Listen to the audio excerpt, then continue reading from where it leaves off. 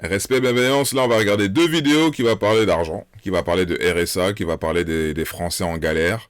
Vous voyez un peu la première vidéo, c'est quoi? C'est RSA, une étudiante raconte. Une étudiante? Ok. En fait, me dites jamais que quand t'es au RSA en France ou que tes parents isolés en France, t'as le droit à tout. Parce que juste, c'est pas vrai. On est en janvier 2026 et depuis septembre 2025, tous les mois, tous les mois, mon RSA m'a été sucré pour X ou Y raison. Une fois, c'était mon bailleur qui avait fait une mauvaise déclaration sans faire exprès et du coup, la CAF a créé une fraude, donc ils m'ont sucré mon RSA. Après, il y a eu des problèmes de non, mais vous n'êtes pas inscrit à un Pôle emploi parce que je suis étudiante. Bah oui, sauf que étudiante et parents isolés, normalement, t'as le droit au RSA. Sauf que à Pôle emploi, on m'avait dit bah non, comme vous êtes étudiante, faut arrêter de dire que vous cherchez du travail. Donc j'avais arrêté et je m'étais désinscrite de Pôle emploi. Résultat, j'ai perdu mon RSA. C'est génial. Mais attends. Tu peux être étudiante et avoir le RSA? Mais j'ai jamais entendu ça, moi. Donc j'ai réussi à le récupérer. Et finalement, maintenant, c'est la CAF qui me dit bah non, comme vous êtes étudiant, eh ben vous avez pas le droit au RSA. Alors que si, en tant que parent isolé, normalement t'as le droit. Donc Ah, t'as un enfant et t'es étudiante. Ah. Ah, ok. Ah, oh, punaise. C'est moi, j'ai pas écouté, je crois. Donc, tes parents isolés, t'as un enfant toute seule, y a plus le daron, et t'es étudiante. Hmm. qu'est-ce que je fais? J'appelle la CAF. Ils ne répondent pas. Le service est indisponible. Donc je me déplace. Personne dans les bureaux. J'appelle le numéro qui est indiqué sur le bâtiment de la CAF au cas où il y ait personne. Service indisponible. Voilà. Donc en fait, à partir de là, la fin du mois, je vais vivre avec 199 euros par mois. Sachant que déjà, les aides que je touchais, c'était pas non plus fou. On vivait avec mon fils avec 900 euros par mois, mais vas-y, je m'en sortais quand même, tu vois. J'arrivais à suivre mes cours et voilà. Mais t'avais pas les appels? Après, ça va aider, hein, ça va peut-être pas faire un truc de ouf, mais si t'as les appels, ma soeur, ça devrait aller, là. 900 euros, ah, ça reste chaud quand même, hein. J'arrivais quand même à m'en sortir, je faisais ce que je pouvais. Mais là, bah là c'est cool quoi, 200 euros par mois, on était déjà 2 fois en dessous du seuil de pauvreté. Je pense que là on atteint des stades, mais des stades. Je Franchement, j'en ai ras le cul. Et je suis à 3 mois de la fin de mes études. Voilà. Donc je vais devoir faire un prêt que je n'ai pas les moyens de rembourser. Pour une fois, une femme en galère financièrement avec un enfant, elle dit pas le baby daddy me donne pas, il m'aide pas, elle le dénigre pas, ou en tout cas dans cette vidéo elle le fait pas. Donc rien que pour ça j'applaudis. Bon après, bon, elle est en train de chialer, je vais pas applaudir une personne qui est en train de pleurer. Bon voilà, c'est pas très gentil, mais au moins elle le fait pas. Il y en a plein qui l'auraient dézingué le mec, hein. Ah oui, oui, il sert à rien, regardez, là. Il donne pas d'argent, pas de pension alimentaire, hein. Ouais, mais c'est bizarre sa situation, hein. Faut voir une assistante sociale pour essayer de débloquer la chose, la situation. À part ça, je vois pas, hein, parce que si tu fais ça, si tu fais toutes les démarches par toi-même, ils se foutent de ta gueule. Il faut aller voir une assistante sociale, ou une association. Voilà, eux ils pourront un peu peut-être taper sur la table et dire ah, mais attendez, c'est quoi ça, c'est quoi ce délire? Pour pouvoir vivre, juste pour pouvoir vivre, pour pouvoir nourrir mon fils. Je sais pas si on se rend compte de la dinguerie en fait. Après, le truc qu'il faudrait faire avant de reprendre ses études quand t'as un enfant ou quand t'es adulte et que, ouais, t'as des enfants, c'est de mettre grave de l'argent de côté. Mais bon, ça, c'est toujours les conseils qu'il faut, ouais, qu'on a envie d'entendre avant de tomber dans la demeure. Mais en vrai, c'est ça. Si t'as 1 an d'argent de côté, là, d'épargne, ou 2 ans, franchement, c'est après, t'es tranquille. Enfin, t'es un peu plus tranquille que maintenant. Tu vas moins dépendre des aides de l'État. Moi, je trouve que c'est toujours bien à faire, hein. Mais bon, après, faut avoir l'énergie et l'envie de le faire. Et franchement, je suis pas le genre de personne qui fait des vidéos comme ça à pleurer sur les réseaux sociaux parce que c'est pas que je trouve ça inutile, mais je me dis de toute façon, on vit tous dans la merde, on vit tous des situations pourries. Mais là, j'en ai marre parce que Ah, la tienne, elle est très très pourrie quand même, hein. C'est pas gentil ce que je dis, mais c'est très très pourri, hein. franchement, depuis septembre, tous les mois, je me dis de toute façon, qu'est-ce qui va me tomber dessus encore? Ça peut pas être pire. Attendez, nouvelle règle. Si, ça peut être pire, ça peut toujours être pire. et j'en ai ras le cul d'entendre « Non mais t'inquiète pas, de toute façon ça peut pas être pire, de toute façon ça ne peut que s'améliorer ». Faut qu'on vive sans se dire que oui, de toute manière, j'aurai les APL, de toute manière, j'aurai le Pôle emploi, de toute manière, vas-y, tranquille, tu vois, la CAF va me donner tant, maman isolée, tralala, il faut essayer d'oublier, faut vivre sans cet argent-là. Il faut se dire qu'ils vont rien me donner, et que, voilà, sans la prime d'activité, il n'y a pas le choix, pour éviter ce genre d'histoire-là. Parce que du coup, quand on se base sur l'argent qu'ils vont nous donner, hein, on se dit, ah, on fait des projets incroyables. Hein, on prévoit déjà nos vacances, acheter une maison, voilà, acheter des appareils photo, acheter des ordinateurs, acheter des voitures, parce qu'on sait qu'il y a la CAF qui va tomber, il y a les APL, je vais faire des économies grâce à ça. Ah, franchement, il faut essayer de vivre sans ça. Hein. Faut pas faire, non, faut laisser ça de côté. Ah bon? Ah bon?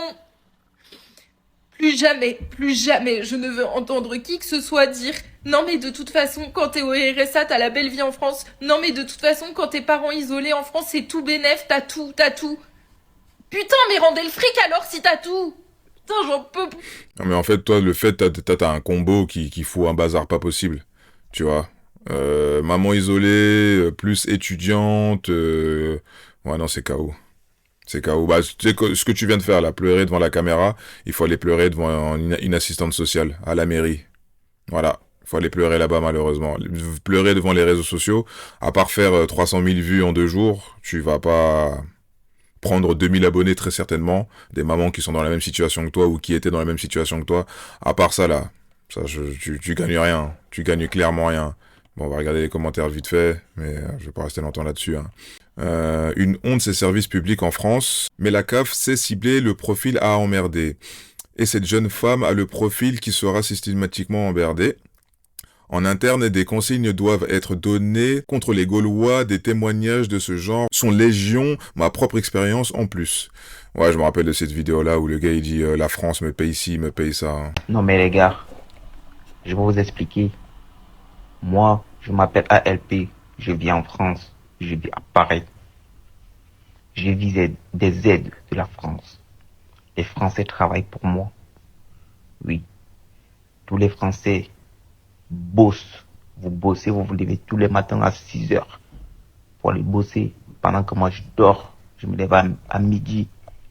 Et à la fin du mois, j'ai mon RSA. Je touche le RSA de 600 euros tous les mois. Et j'ai 300 euros de la mission locale qui me paye tous les mois. Ça fait 900 euros. La mission locale, c'est pour les personnes qui ont moins d'un certain âge. Hein. C'est pour ceux qui ont moins de 25 ans, moins de 24 ans.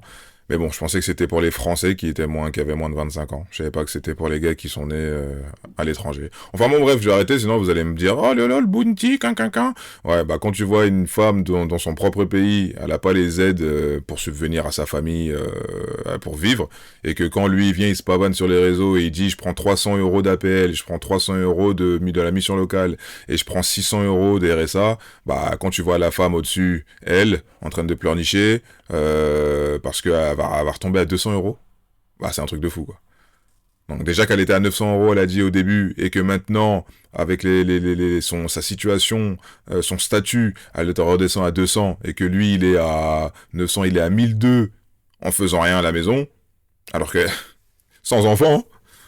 Bon, ok, bon, on va lui dire, les mauvaises langues vont dire, mais madame la blonde, retournez avec le père de votre enfant, ou demandez-lui une pension alimentaire plus importante. Mais bon, ça c'est les mauvaises langues, et franchement, même moi je le dis pas carrément. Hein, je sais qu'il y a quelques années, il y a 2 ans, je lui aurais dit, cousine, va voir ton baby daddy, qu'est-ce qu'il y a? Mais là, j'ai apaisé mon cœur, ouais, ce que je veux dire, j'ai un peu plus de cœur maintenant. Après, quelqu'un dit quoi? Après, faut reconnaître que c'était pas une idée géniale de faire des enfants avant d'avoir une situation financière stable et insuffisante. Elle paye ses mauvais choix de vie. Ça, c'est pas faux. Et le dernier commentaire que je vais lire. J'ai vécu une expérience similaire. Il y a longtemps au téléphone, on m'a même dit, le RSA, c'est pas pour les blancs. C'est pas pour les blancs, mais c'est pour les mecs comme lui, là. C'est pour les noirs, avec une petite barbe et avec une dourague. Ok, génial. C'est cool. C'est bien de le savoir. Environ 24% des Français affirment qu'ils sont en découvert sur leur compte courant presque tous les mois. Et cela arrive généralement autour du 18e jour du mois. Ça, c'est une vidéo de la Cathy Lamuerte, je crois. Très bonne TikTokeuse.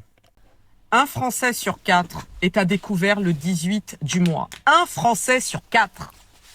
Mais est-ce que vous vous rendez compte de la dinguerie? Comment tu peux, toi, te projeter dans un pays?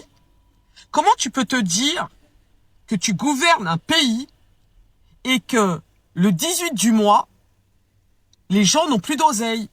J'espère que la personne ne finit pas tous les mois à moins 681 euros. Hein, parce que là, même si tu gagnes 2000 euros, ça veut dire que tu as plus de charges. Ça veut dire que tes charges dépassent ton salaire.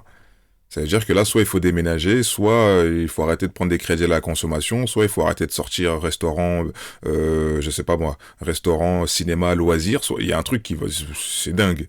Comment tu peux pas être alerté par cette situation et te dire qu'on a vraiment un très gros problème?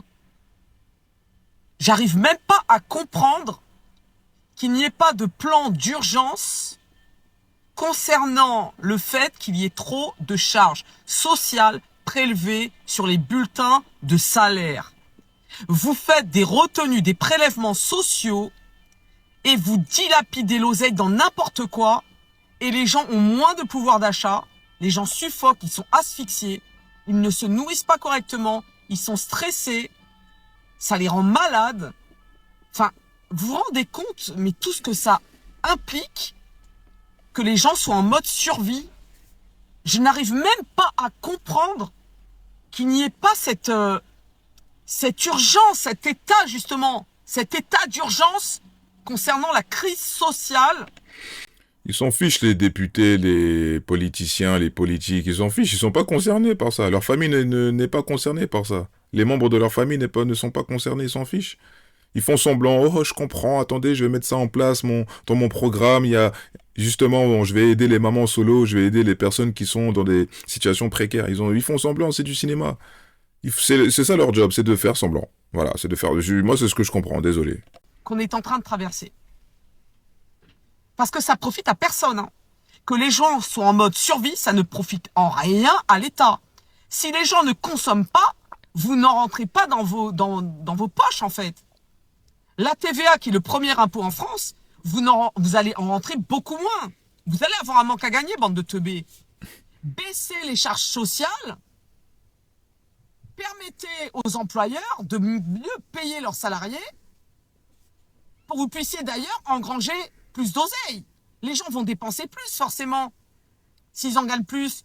Mais comme vous êtes cons et que vous voulez tout garder pour vous, vous pensez qu'à pomper et à asphyxier les gens, vous n'avez même pas cette prise de recul pour vous dire, bah oui, mais si jamais ils gagnent plus d'oseille, ils auront un meilleur confort de vie, donc forcément ils profiteront mieux.